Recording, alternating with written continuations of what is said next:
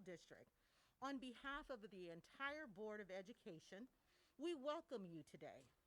We want to thank Governor Gavin Newsom, Majority Leader Eloise Gomez-Reyes, Assembly Member James Ramos, State Superintendent Tony Thurman, our own County Supervisor Joe Baca, County Superintendent Ted Alejandre, and the media for visiting our district to shine a light on all that we are doing to support mental health for our students. Our school year started Monday, and we've had a great week. Families sent 95% of all students back to our campuses for the first time in over a year for in-person instruction. That deserves an applaud. Everything we planned has worked well to protect and welcome our scholars and our staff, along with layered safety protocols like universal mask wearing, hospital-grade air filters, frequent sanitization, temperature screening, medically supervised COVID liaisons at all schools, and available free testing, and keeping our COVID under control in our school. We are starting our year with a heightened focus on establishing healthy relationships and creating warm, welcoming schools environments through social, emotional learning. What the governor and superintendents experienced at Jones Elementary School is happening in all 72 of our schools now and throughout the remainder of the year. We also provide free mental health counseling for our scholars and staff, and know that especially now and after being away from our schools, it will be needed. Our board has made a strong commitment to these supports for years because we know that students learn best when they know we care about them. And we love our scholars, and they are beautiful children and young adults full of promise who has made us very proud to serve them. Our mental health and social emotional support services have been recognized with prestigious awards, including a Golden Bell. But our greatest rewards today are the 47,000 smiles we see every day. Thank you again for being here. We look forward to sharing more about our schools with you all throughout the day and into the future. At this time, I'm going to introduce and turn it over to our 5th District Supervisor, Joe Baca.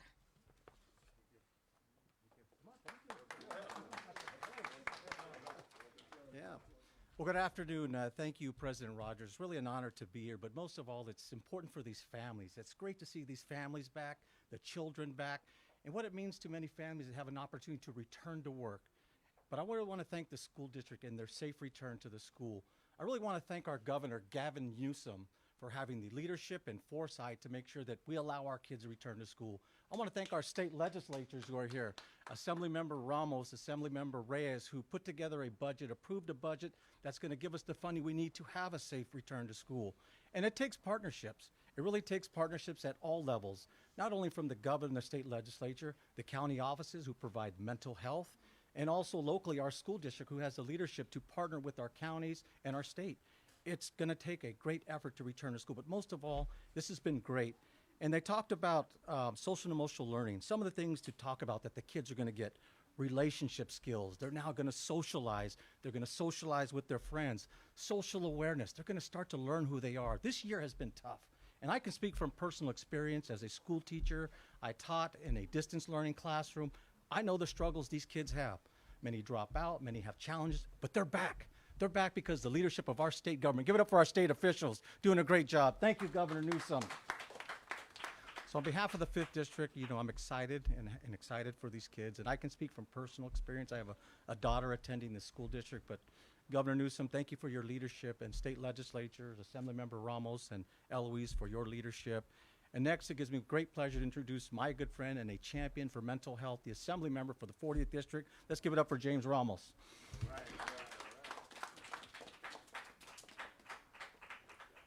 Well, thank you, Supervisor Baca, and I want to thank you here, as well as Superintendent Thurman for being here, State Superintendent, and the Governor, Gavin Newsom.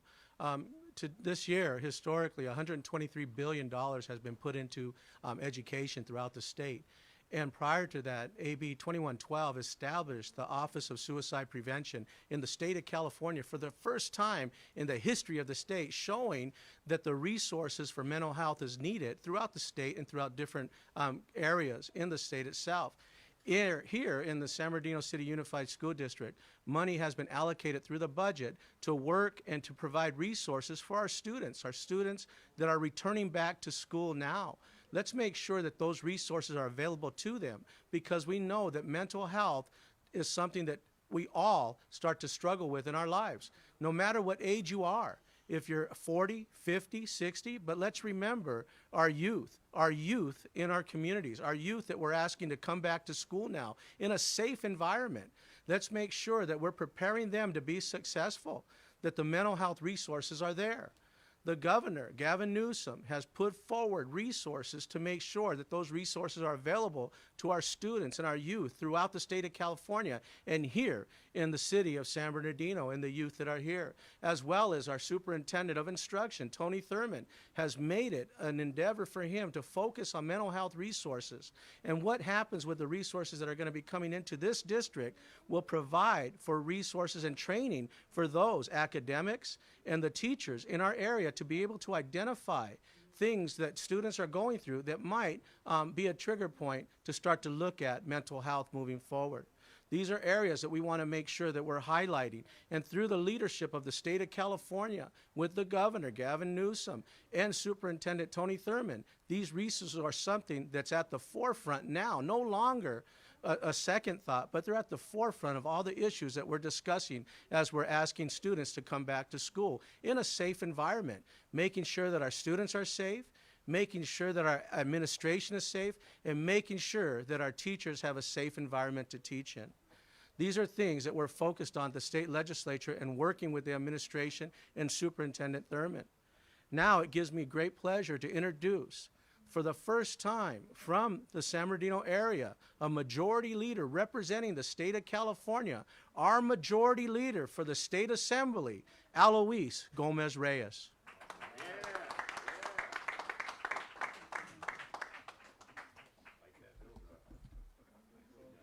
Thank you so much. My colleague, Assemblymember James Ramos, has been one of the greatest leaders in our community here, but now we've got him up in Sacramento, and it's so wonderful to have him there.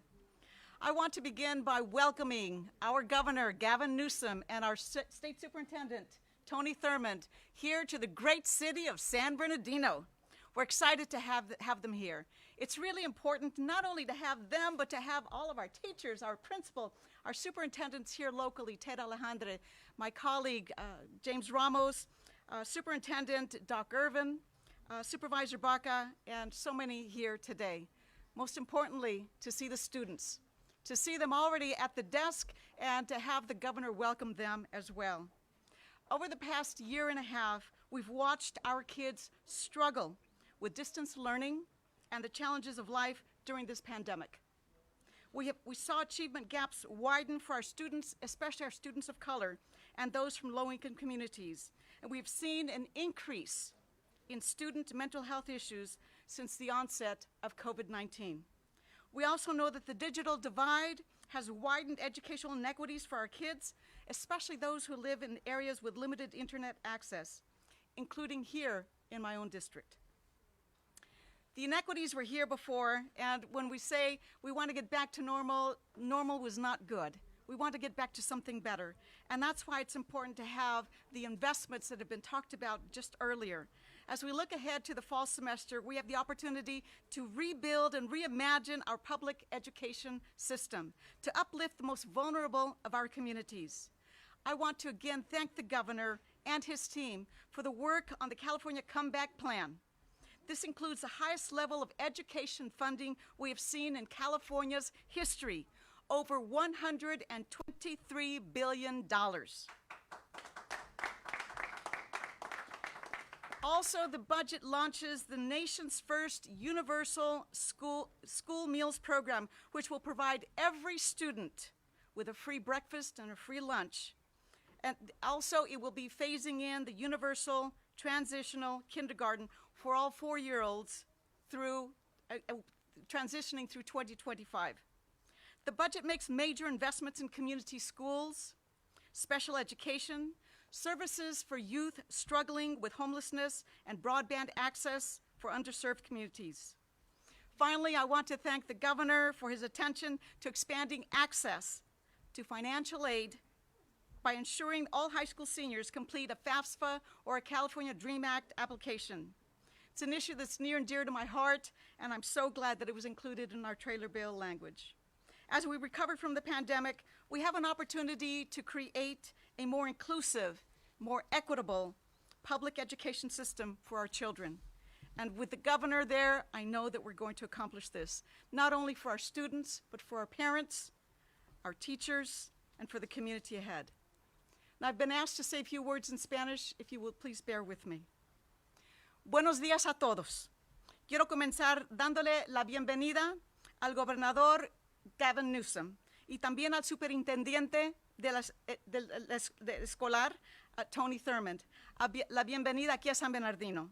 También quiero agradecer al asambleísta Ramos, al superintendente Irvin y al supervisor Baca por estar aquí hoy y por todo su trabajo para recibir y reabrir este nuevo año para los estudiantes.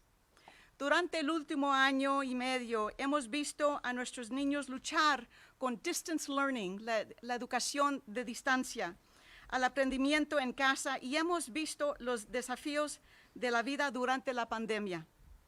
Vimos que las brochas de rendimiento se ampliaron para nuestros estudiantes de color y nuestras comunidades de bajos ingresos, y hemos visto un aumento en el problema de salud mental de los estudiantes desde el inicio del COVID-19. También sabemos que la brecha digital ha aumentado la desigualdad educativa para nuestros niños que viven en áreas con acceso limitado al Internet, inclusive aquí en nuestra comunidad. Al mirar hacia el semestre que viene, tenemos la oportunidad de reconstruir y reimaginar nuestro sistema de educación público para mejorar nuestras comunidades más vulnerables. Quiero agradecer al gobernador y a su equipo por su trabajo en el plan de regreso, Comeback, de California, que incluye el nivel más alto de financiamiento para la educación en la historia de California, con más de $123 millones para nuestros estudiantes. También quiero agradecerle el programa de comidas escolares universales, la primera en la nación, que provee la comida para nuestros estudiantes, del desayuno y del almuerzo para todos los estudiantes. Algo muy importante. También el programa de kindergarten, transición universal para todos nuestros niños de 4 años de edad. Ahorita estamos muy agradecidos con el gobernador, con el superintendente, y de esa manera quiero ahora darle la bienvenida a nuestro superintendente. And now it's my great honor to introduce to you my dear friend. I met him when he was an assembly member. He is now the superintendent of education here in the state of California, my friend Tony Thurmond.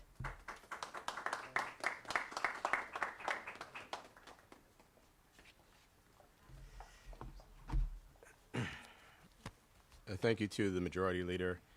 It is an honor to be joining the Governor and our various colleagues here today to talk about what is probably the #1 question on everyone's mind, not just in California, but in America. Can we open our schools? And the answer should be obvious, because you got to see it here today at Jones Elementary School. A round of applause for all the educators and staff and administration at Jones. Thank you for your incredible leadership. And to Superintendent Irvin, who is here as well. This is an important day. As you've heard from many who've spoken already, the mental health and supports that are being provided are so critical. Let's face it. We have just come out of what has got to be the most difficult experience that most of us are going to experience in our lifetime. And it is, in fact, traumatic. We've lost loved ones. everything we know has been disrupted in some way, including what happens in our schools and in our classrooms. And so as we deal with the trauma that that creates, it is so important to lift up these incredible resources that are provided to support our students and their families as we roar back out of this challenge, if I can borrow from the governor a term that I've heard him use. And I'm grateful to everyone who is here, and I'm grateful to the governor and my colleagues serving in the legislature. You heard from the majority leader and Assemblymember Ramos.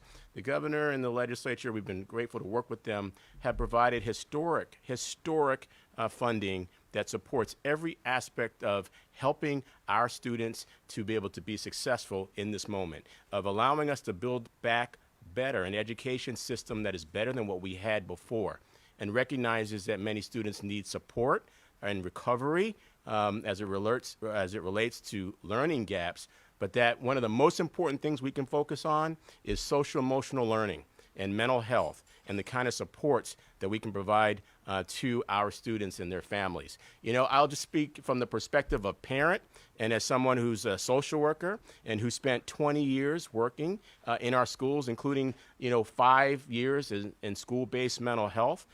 These resources that you're hearing about today are critical. And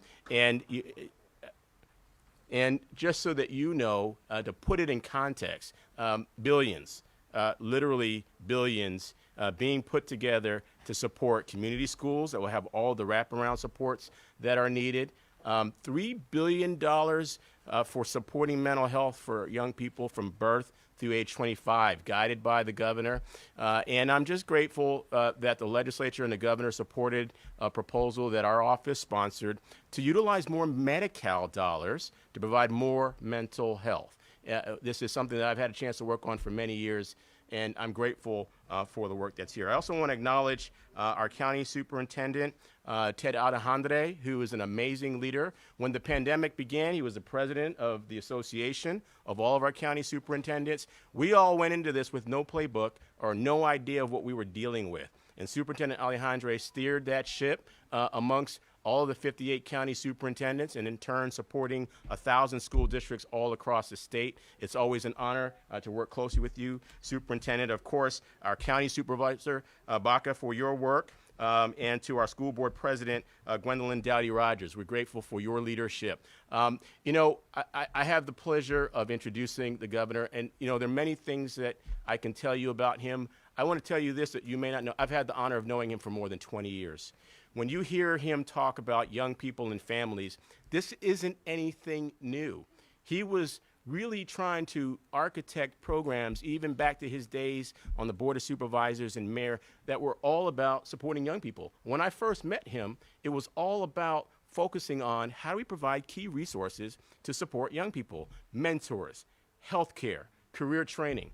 All of this is part of the message that has been part of his body of work the entire time that he has been elected. And it is amazing that in this moment where we see the greatest financial investment in education that we will probably ever see, that he has helped to steer that along with these incredible legislators who are here today. It's an honor to work with him. He's out there every single day getting our state open again, small businesses, supporting our communities, and of course, supporting our schools. Please welcome our 40th governor, Gavin Newsom. Thank you. Well, it's great to be here with all the kids back in school. Obviously, I'm proud to be here with all the elected officials and remarkable leaders.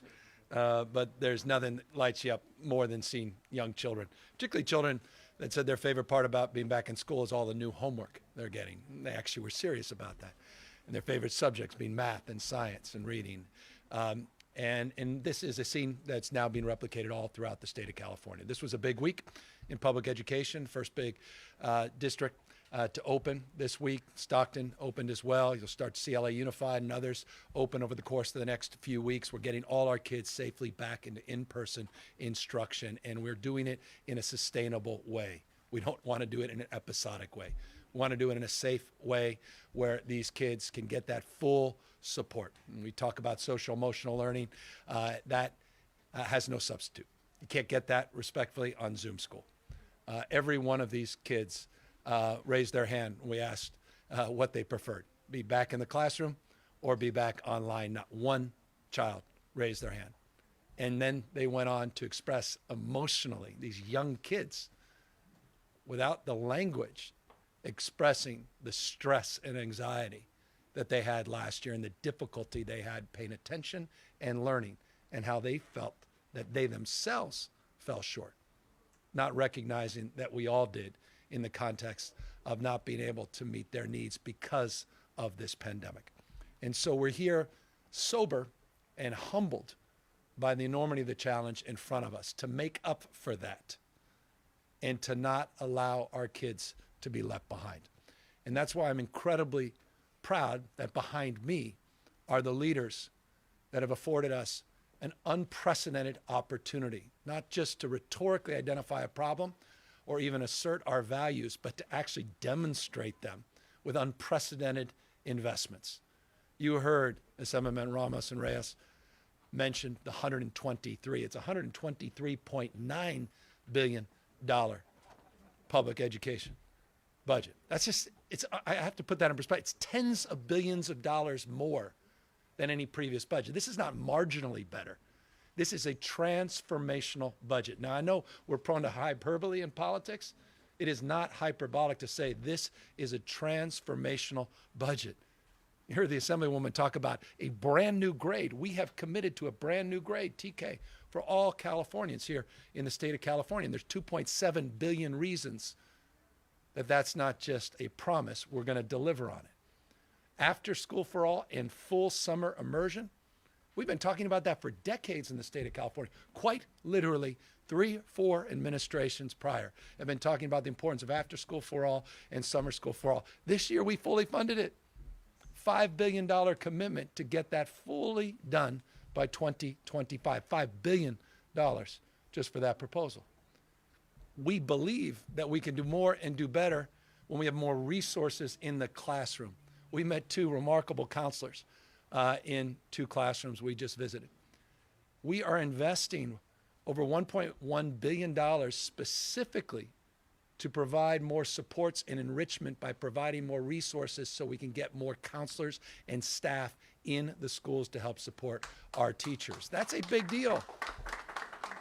We've been talking about that. We talk about it every year. We're actually delivering on that. Special ed, I'm deeply committed to that. My mom worked for Aid to Adoption of Special Kids. Been a big cause of my life, special education. $1.5 billion this year to supplement our efforts on special education. Do you know that every child, this has gotten no attention yet. I was always mesmerized, and forgive me for the editorial, what does get attention, but what actually deserves attention. Do you know that every single child in the state of California that meets the criteria, which is about 3.5 million kids, are going to get a college savings account? This has never been done anywhere else in this country. Every single child. These kids are going to have something that many of their parents, over half their parents don't have, a checking account or a savings account in their name. And depending on their needs, upwards of $1,500 will be seated in that account to create a college-going mindset from the beginning, to create a framework of financial literacy from the beginning. $2 billion we're investing in that program. That's a big deal. The problem with this budget is there's so much in it that it's difficult to unpack it. And as a consequence, not everybody fully understands or appreciates. That includes the $4 billion for communities, well, not community schools, the $4.3 billion that was referenced twice by the superintendent for behavioral health. Not $4.3 billion. Everyone 0 to 25 to get screened and to get service and support for their behavioral health needs. We've never done anything like this in California's history across the board. We talk a lot about that, but we're doing it at scale. $3 billion for community schools, high-dose tutoring, comprehensive full-service community schools. Go on and on. Really proud of this budget. Proud of the remarkable leadership in the Assembly, remarkable leadership in our state Senate. This is a full-throated commitment to transform public education in the state of California. It's a full-throated acknowledgement that we have to do more and do better. It's a full-throated acknowledgement of the stress and the anxiety the superintendent referenced that so many of you, all of you, have gone through, particularly parents in the last year, year and a half. And so this is a, forgive me, a proud moment to see these kids back in school, to see this scene replicated all throughout the state of California, to be here with these remarkable leaders, Doc, the superintendent, others, principal, that have just done a remarkable job raising people's spirits and expectations and holding us in Sacramento to a higher level of accountability. And so we're here in that spirit, in that light of optimism, but recognition that we still have a lot of work to do to make up for the challenges that these kids experienced last year and to work through, final words, this Delta variant. Now, we've been previewing this for many, many months. We were managing and monitoring over 12 different mutations of this virus over the course of the last 9 months to a year. The West Coast virus, of which there were 2 variants, was the dominant variant here in the state of California. That's no longer the case, not to some of the rest of the country, the Delta variant. And while it's true that California has administered more doses of vaccine than any other state in the nation, over 45 million, about 18 million more than the next highest state, we still haven't gotten enough people vaccinated. We are top 10 in the United States in adults and those eligible being vaccinated. 76.7% of all eligible Californians, I'll repeat that, 76.7% of all eligible Californians have received at least 1 dose, but it's not enough. So we can end this pandemic. We could put this behind us in a month. It's a choice at the end of the day. Invariably, you're going to ask me about mask mandates. If we get everyone vaccinated, that'll be the last time you have to ask that question. We could take these masks off once and for all. Those that are unvaccinated need to get vaccinated. That way we can keep our kids without any stress or anxiety back in person throughout the school year. We can keep our businesses open without any stress or anxiety throughout the recovery period. We have that capacity. And so we are going to continue to do more in that space. We announced some efforts yesterday. Today we'll be announcing more efforts for our Medi-Cal population, as the superintendent reminded me in his reference to the work he's done in that space. And we'll continue to take a leadership position in contrast, respectively, to many states. And I just want to end on that point. This mask mandate, we were one of the first states for our public school system to put that in place. This was before the CDC came out with their recommendation, and it was before the American Academy of Pediatrics came out with that recommendation.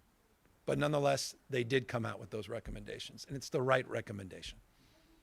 And I'm confident the path we're on, and I hope other states and certainly hope all districts follow the example here in San Bernardino City, where they have embraced that mandate, and you see that in the faces of every kid with all their remarkable resilience. I got 4. Oldest is 11, youngest is 5. I know a thing or two about their resilience. One of my kids, I can't get the mask off, even when he's in bed and we're reading to him.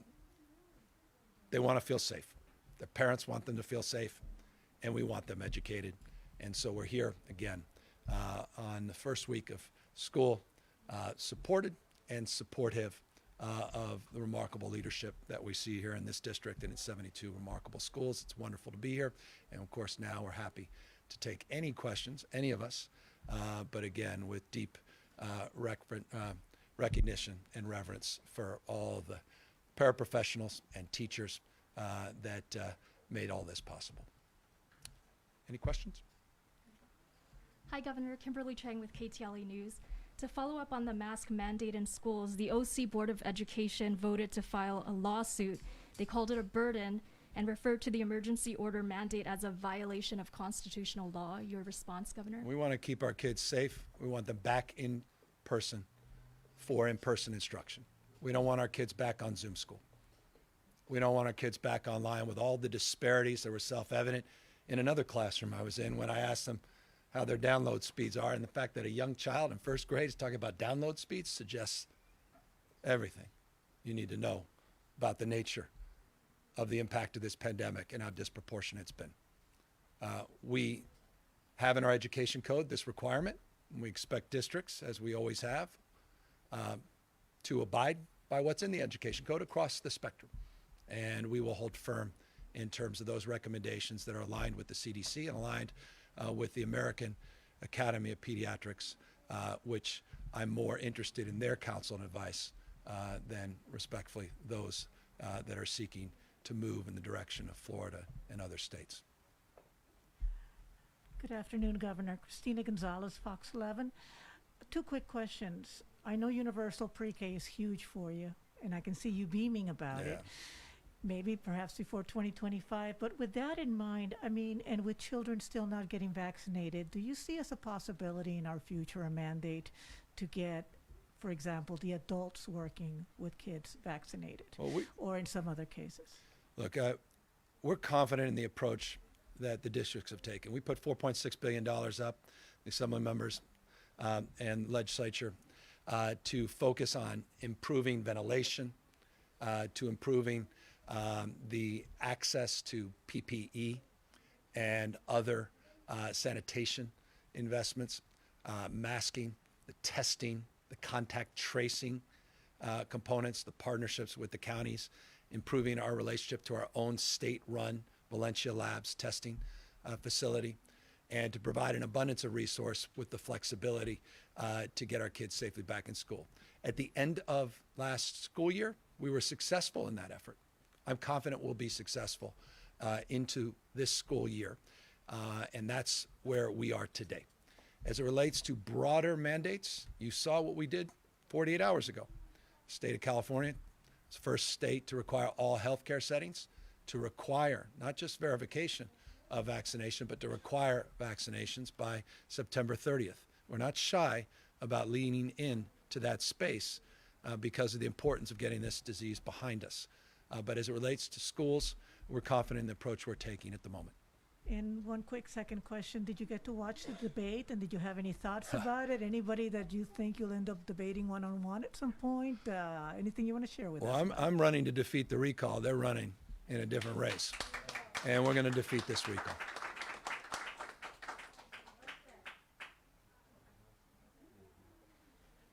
Hello, Governor. My name is Leticia Juarez, proud San Bernardino native, and I'm also with ABC 7. My question relates to the Riverside County Unified School District. With last night, their board voting to send to you a resolution that one size fits all does not work, and they want to know what they can do to maybe individualize the different COVID mandates for their school district. That's my first question. I do have a second one.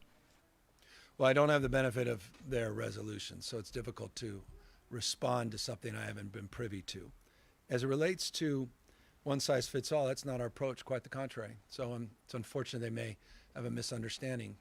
The superintendent can speak to this much more eloquently than I, but we've created a remarkable amount of flexibility in terms of the utilization of an unprecedented amount of resources the state is providing as it relates to addressing the issue of public health in our schools. As it relates to masking, we just believe that's the appropriate strategy. But as it relates to strategies in terms of public safety and health within the schools themselves, we are not prescriptive whatsoever. And we provided toolkit, technical assistance. We provided a doctor, world-renowned doctor, who's an expert in pediatrics, to help with technical assistance. We have a Safe Schools team that goes out on site to provide best practices and other supports. So I'll take a look at the resolution. I'll consider the merits of their claims, but I want folks to know that we are providing flexibility and historic support. And then my second question relates to mental health issues. You spoke about the obvious investment in children ages 0 to 25. I got an email yesterday from a mother who lost her 21-year-old son to heat exhaustion after he was released from a jail. She doesn't blame the jail for releasing him. She blames the system and lack of resources as a mother, as a parent of an adult child, and her inability to get him the help he desperately needed because he's 18, over 18, and he she can't do anything to really force him to get the help he needed. What can the state do in terms of enacting laws or changing the laws when it comes to adult children with mental health issues? Well, significant what we did this year in terms of unprecedented supports, $4.3 billion. I really do want to reinforce that because it is the most substantive answer that I can provide to that question. I can't make up for the last 20, 30 years, 40 or 50 years. His predecessor of mine by the name of Ronald Reagan, who in 1967 began the process of dismantling, infamously in his first state budget, the behavioral health system here in the state of California.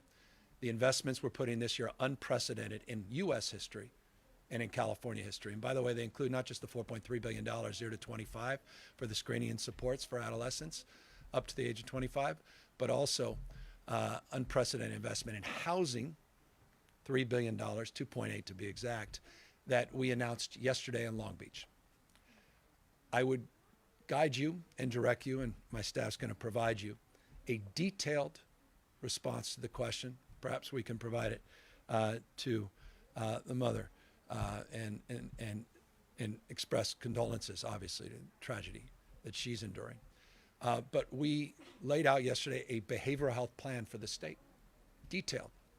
Issues of 5150s, issues around Laura's Law, issues around conservatorships, issues around Laura's Law placements, in addition to the $2.8 billion of housing to provide those placements. So we have done a lot, and we have done a lot more than not critics have suggested, even supporters are aware of, including making Laura's Law, which is very meaningful, an opt-out in counties as opposed to an opt-in, which has significantly ramped up its resource as a tool in the toolkit to help people get the kind of treatment they need, particularly those in acute crisis. So comprehensively, we're hitting this head on, but we have a lot of work to do to make up for decades of neglect in this space.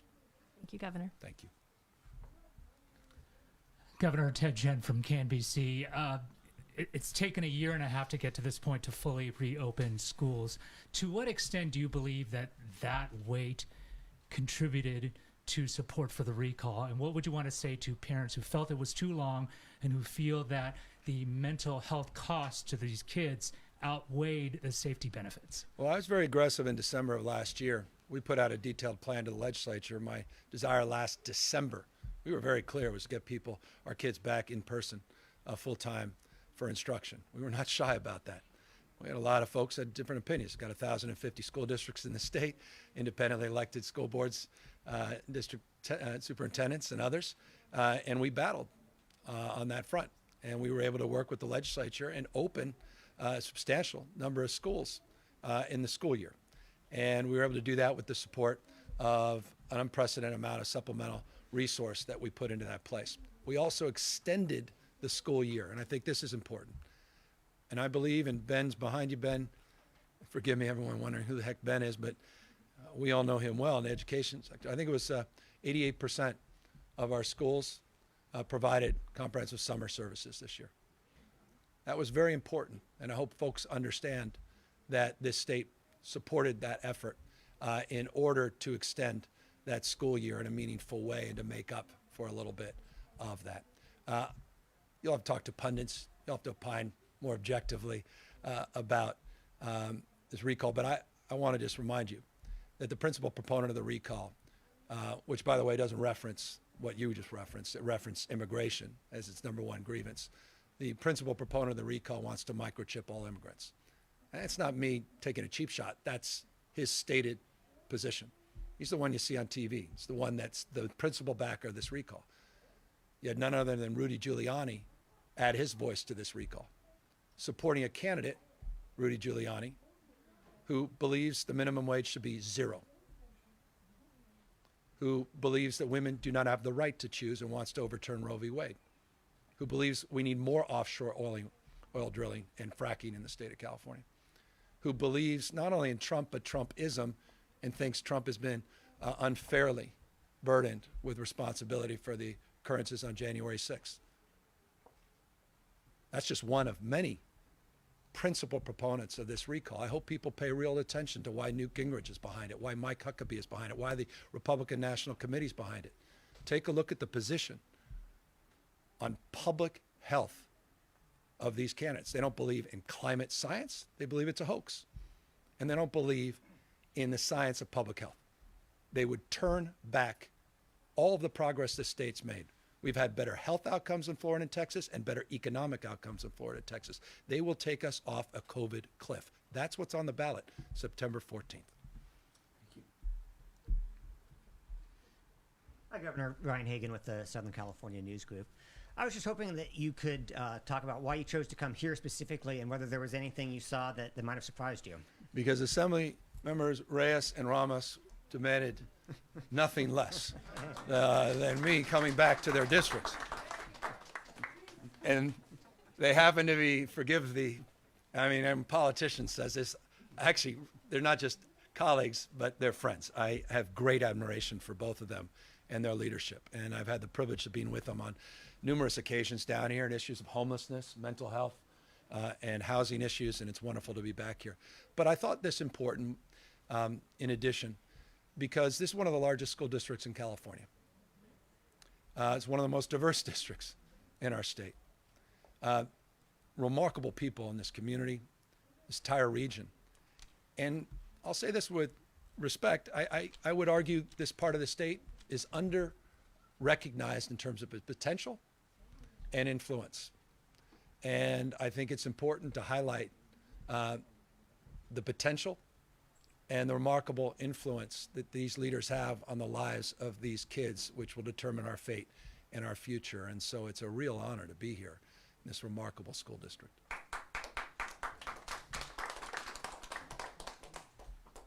Good afternoon. Aldon Thomas Stiles, California Black Media. This is the last question. For many parents... Are you cutting everybody else off? Just I appreciate it. For many parents, ensuring that their children get the best out of their educational experience isn't an expensive venture, especially during a pandemic and in low-income neighborhoods, especially communities of color. There are not only disparities in healthcare access, but also quality of education. Yeah. What specifically does this plan offer in the way of helping these families offset some of their COVID-19 related financial hardships this academic year, and in addressing long-standing educational inequity in communities of color? Well, it's a deeper question that moves even well beyond the issue and the parameters and the silos of the public education system. Of course, a big part of our community schools strategy is to integrate and to reimagine a whole person care framework as it relates to not only quality public education, but to address the health needs as well as the nutrition needs of our public kids. By the way, $650 million went into this unprecedented first in the nation effort to provide free nutritious meals for our kids, breakfast and lunch. This is unprecedented in the U.S.